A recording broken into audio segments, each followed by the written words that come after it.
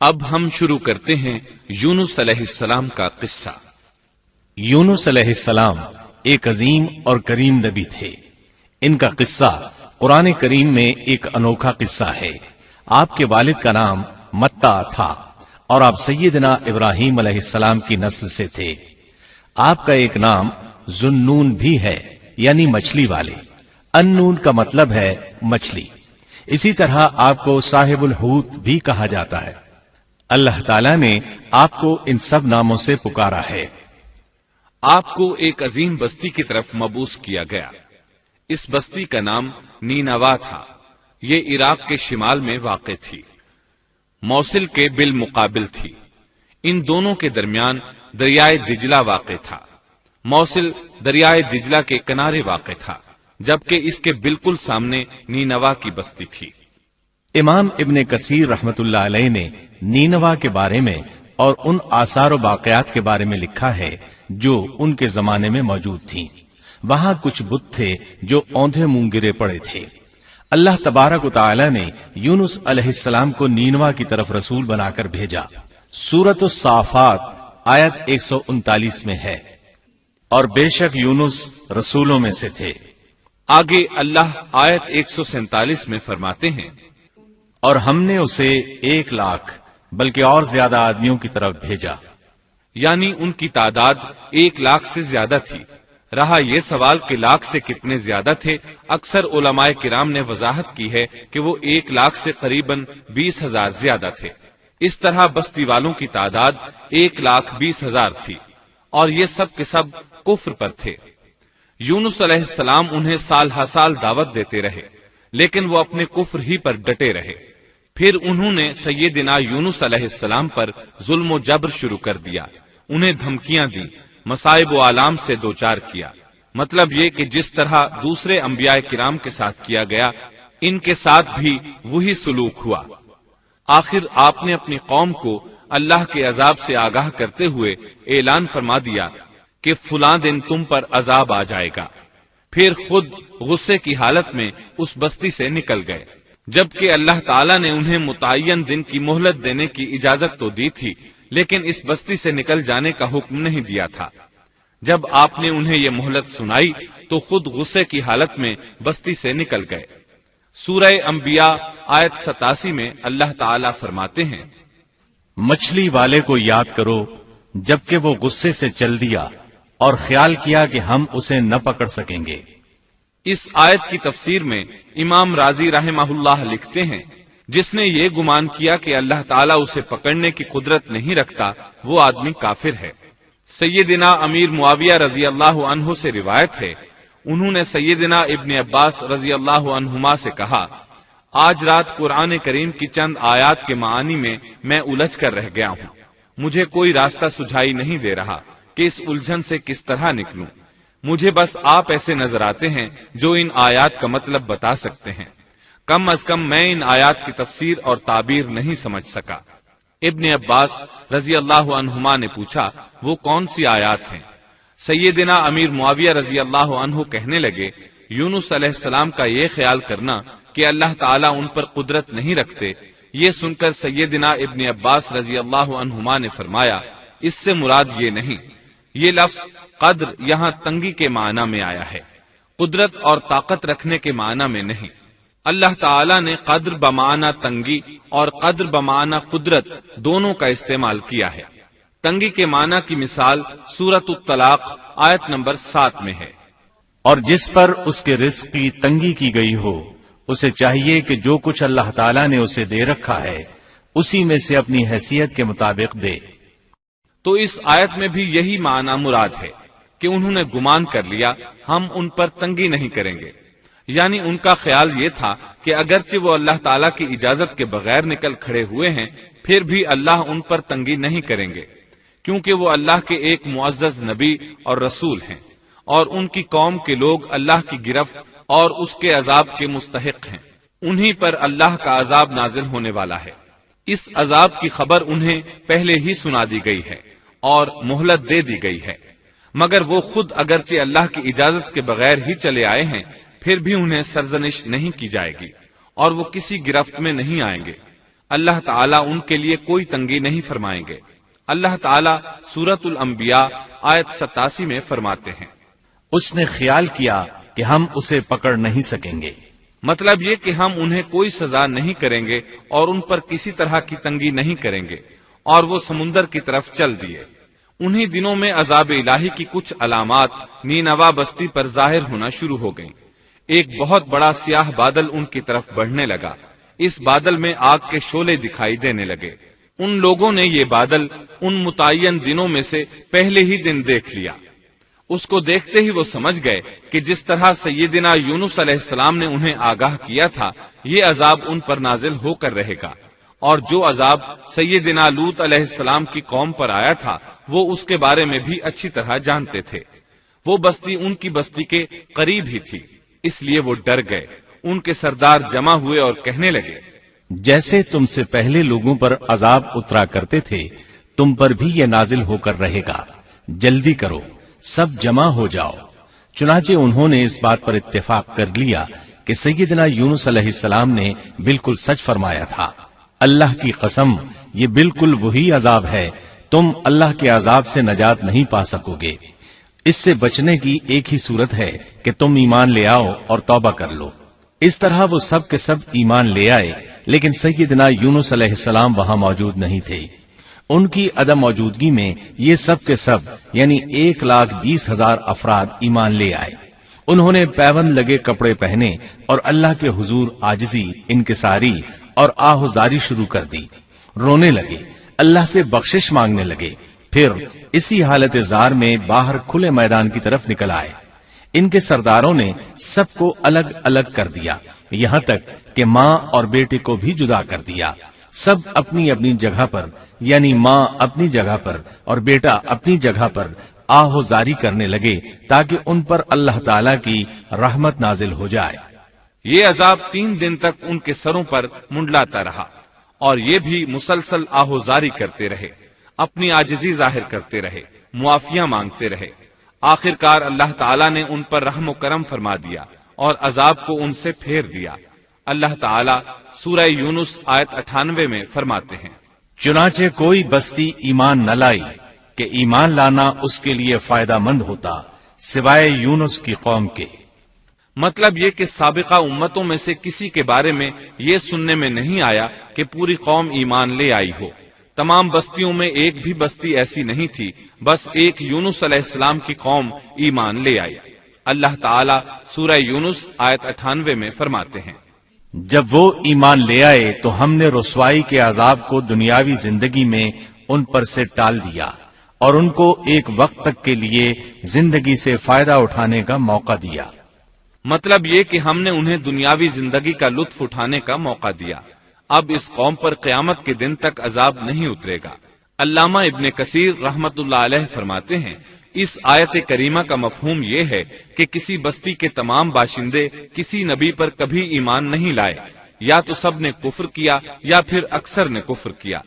لیکن یونس علیہ السلام کی قوم واحد ایسی قوم ہے جو تمام کی تمام عذاب الہی کے آثار دیکھ کر ایمان لے آئی۔ سابقہ ادوار میں جتنی بھی بستیاں گزری ان میں اہل ایمان کے ساتھ یا تو کفار رہے ہیں یا ان میں منافقین بھی رہے ہیں، سوائے یونس علیہ السلام کی قوم کے وہ سب کے سب کافر تھے، پھر سب کے سب ایمان لے آئے۔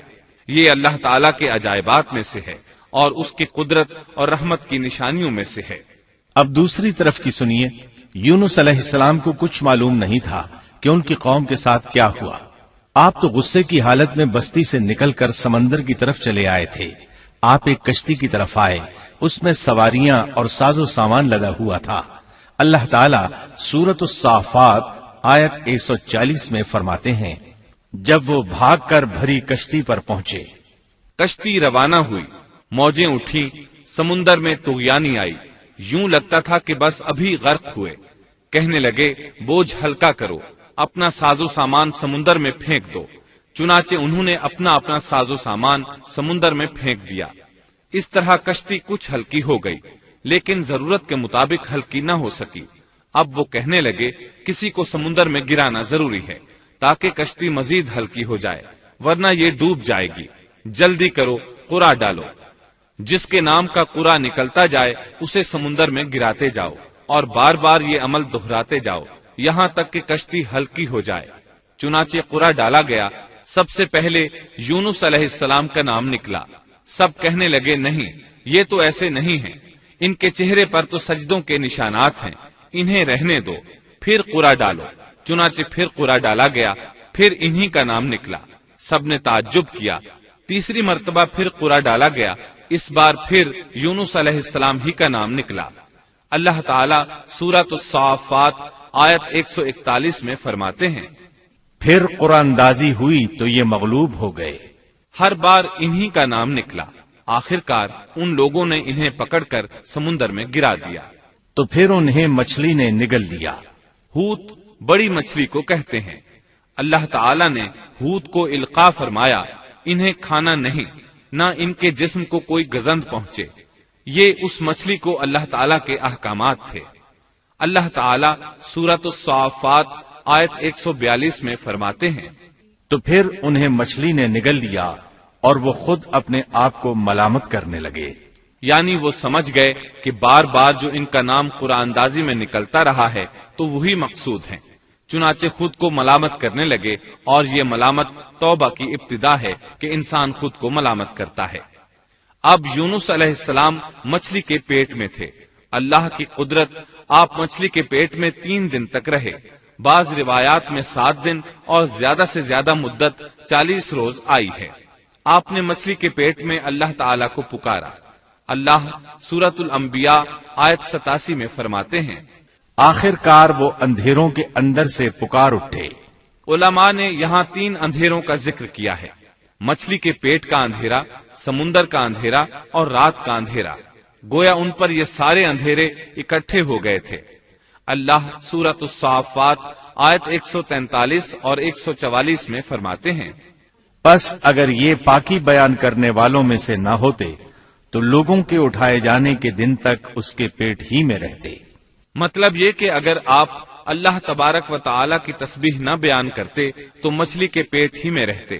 آپ نے دعا نہیں مانگی بلکہ اللہ عز و جل کی تسبیح بیان کی۔ روایات میں یوں بھی آتا ہے کہ جب مچھلی آپ کو سمندر کی اتھاہ گہرائی میں لے گئی تو آپ وہاں آبی مخلوقات کی تسبیحات کی آوازیں سننے لگے۔ گویا اللہ تعالیٰ نے انہیں القاء فرمایا کہ آپ بھی تسبیح کریں۔ اللہ سورۃ الانبیاء آیت 87 میں فرماتے ہیں، بلاخر وہ اندھیروں کے اندر سے پکار اٹھا کہ الہی تیرے سوا کوئی معبود نہیں، تو پاک ہے، بے شک میں ظالموں میں ہو گیا۔ چنانچہ یونس علیہ السلام نے اس تسبیح کے الفاظ کو یوں ادا فرمایا۔ امام احمد، امام ترمذی، امام نسائی اور دیگر ائمہ رحمہم اللہ نے یہ حدیث نقل کی ہے کہ یونس علیہ السلام کی وہ دعا جو انہوں نے مچھلی کے پیٹ میں مانگی تھی وہ یہی ہے۔ جو بھی مسلمان یہ دعا اپنی کسی حاجت میں مانگے گا اللہ تعالیٰ اس کی دعا ضرور قبول فرمائے گا۔ یہ دعائے مستجاب ہے، مقبول دعاؤں میں سے ہے۔ اسی دعا کے بعد اللہ تعالیٰ نے یونس علیہ السلام کو اس پریشانی سے نجات عطا فرمائی۔ اللہ سورۃ الانبیاء آیت 88 میں فرماتے ہیں، تو ہم نے اس کی پکار سن لی اور اسے غم سے نجات دے دی، اور ہم ایمان والوں کو اسی طرح بچا لیا کرتے ہیں۔ ایک صحابی نے نبی کریم صلی اللہ علیہ وسلم سے پوچھا، اے اللہ کے رسول صلی اللہ علیہ وسلم، یونس علیہ السلام نے جو دعا مچھلی کے پیٹ میں مانگی کیا وہ صرف انہی کے لیے تھی یا ان کے بعد اہل ایمان کے لیے بھی ہے؟ تو آپ نے فرمایا، یہ دعا یونس علیہ السلام کے لیے خاص تھی اور سب اہل ایمان کے لیے عام ہے۔ کیا تم نے اللہ تعالیٰ کا یہ فرمان نہیں سنا؟ اور ہم ایمان والوں کو اسی طرح بچا لیا کرتے ہیں۔ جو بھی اس دعا کو پڑھے گا اللہ اسے رنج و غم سے نجات دیں گے۔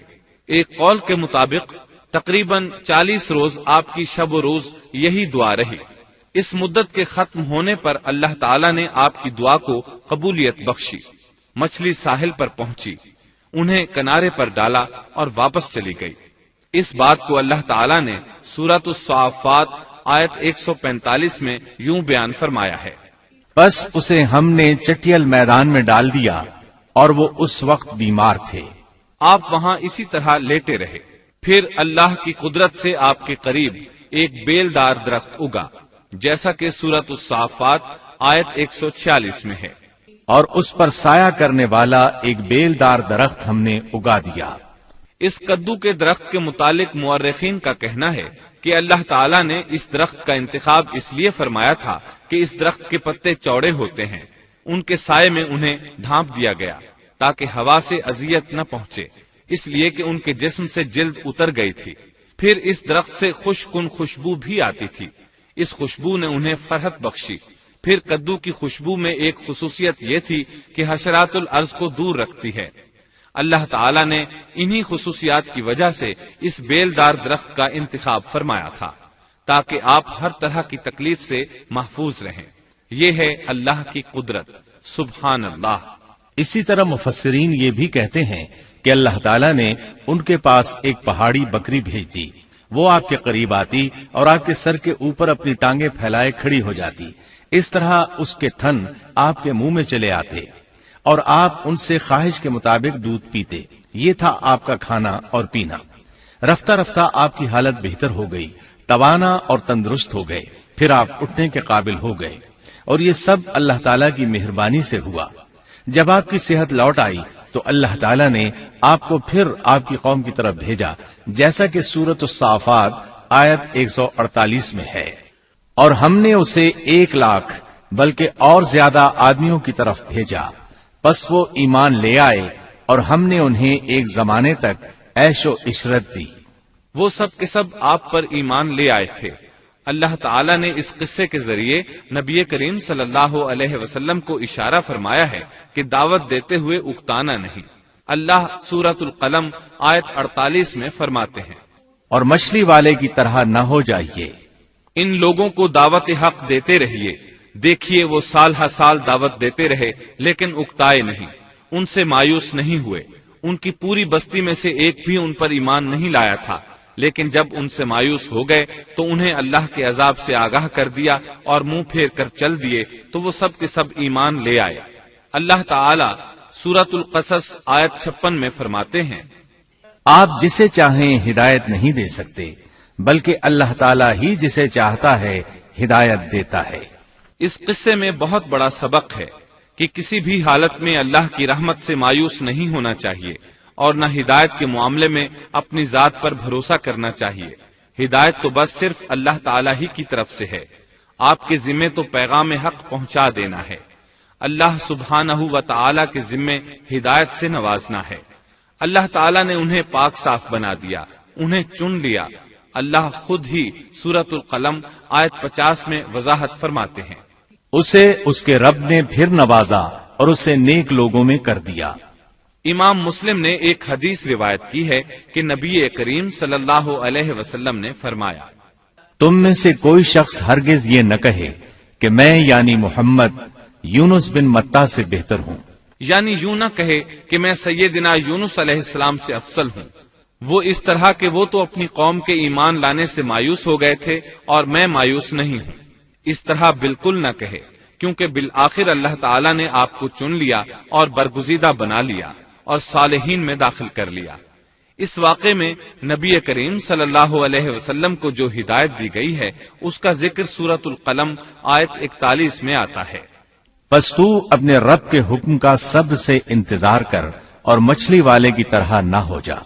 مطلب یہ کہ یونس علیہ السلام کی مانند نہ ہو جائیے جو اپنی قوم کے ایمان لانے سے مایوس ہو گئے تھے۔ یقیناً دین کی دعوت اور حق کے پرچار میں یہ بہت عظیم سبق ہے کہ دائی اللہ کو کبھی مایوس نہیں ہونا چاہیے۔